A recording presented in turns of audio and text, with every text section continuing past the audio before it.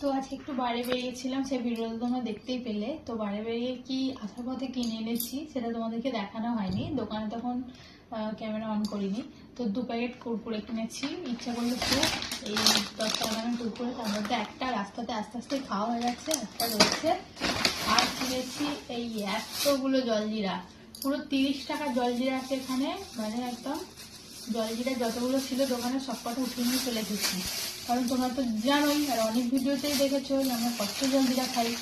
তো এই দেখো 5টা জলজিরা।